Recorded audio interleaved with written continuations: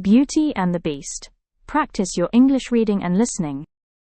Once upon a time, in a quiet village, there lived a young woman named Belle. She was unlike anyone else in the village, thoughtful, curious, and always lost in a book.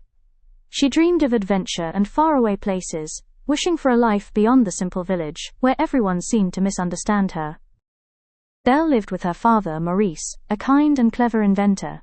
Maurice had been alone since Belle's mother passed away when Belle was just a child. Despite the hardships, their bond was strong, filled with love and mutual respect.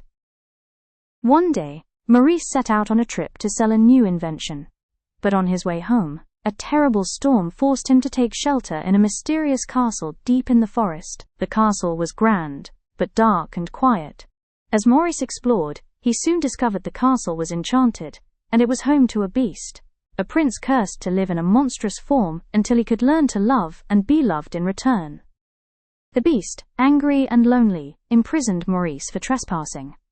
When Belle discovered her father was missing, she bravely set out to find him. She arrived at the castle just in time to offer herself in exchange for her father's freedom. Belle said softly, "Please, let my father go. I will stay here instead." The beast looked at her with surprise but agreed. "Very well," he said gruffly, "you may stay, but you must obey the castle's rules."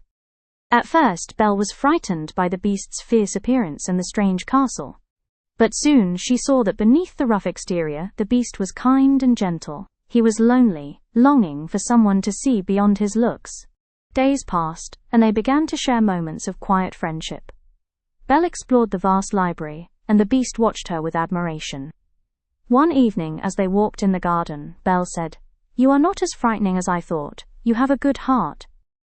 Their friendship blossomed into something deeper. The beast found himself smiling more than he had in years, and Belle's dreams of adventure were fulfilled in the magic of the castle and the growing love between them.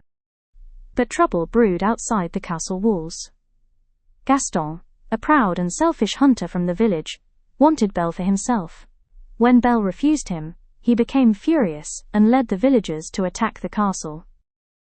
During the battle, the beast fought bravely to protect Belle and the enchanted castle.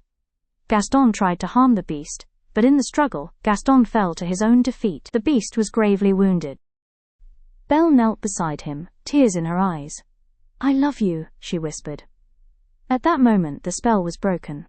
Light surrounded the beast, and he transformed back into a handsome prince.